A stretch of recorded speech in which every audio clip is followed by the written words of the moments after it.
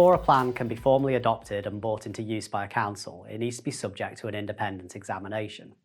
This stage is separate from the plan preparation carried out by the council and will usually follow a more rigid process that is shorter.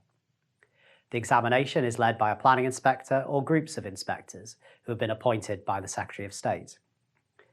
Inspectors live and work all over the country. They are experienced practitioners who are used to running large events and considering complex issues. As impartiality is a vital part of the examination process, inspectors will not have a close personal connection with the local plan area.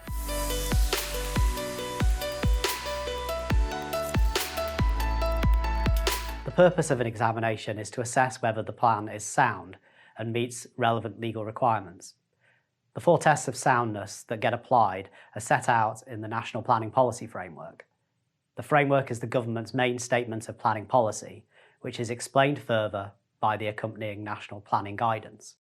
In short, to be sound, the plan should be positively prepared, justified, effective, and consistent with national policy. The starting assumption for an inspector is that the council have prepared a plan that they think is ready for examination. If the plan is sound, then it is not the purpose of the examination to look to improve it further or establish whether alternative approaches might be better. Anyone looking to change the plan, including the inspector, needs to be able to explain why that is necessary by reference to one of the tests of soundness.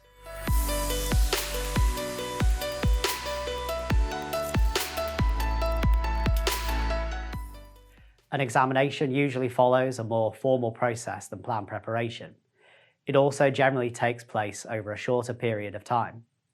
This said, a typical examination may still take around a year, which reflects the large range of issues that often need to be considered and the complexity of the decisions that need to be made. The process that the examination will follow is usually set out by the inspector and will be specific to the plan. After a plan is submitted for examination, it can appear that very little is happening for a few weeks.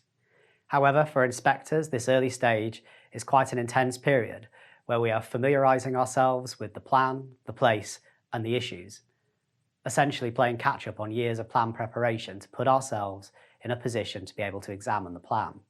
Following this initial period, inspectors will usually publish a set of guidance notes to explain how the examination will be run. A series of structured questions that are grouped under different topics will often be published alongside the guidance notes. These are referred to as matters, issues, and questions. They are important as they indicate the issues that the inspector thinks should be explored further, as they are important to the soundness of the plan.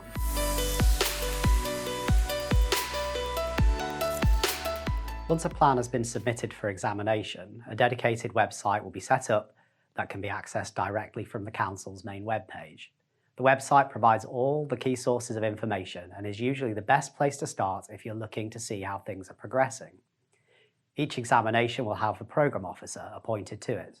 Their job is to make sure it is well organised and to act as the first point of contact for everyone involved.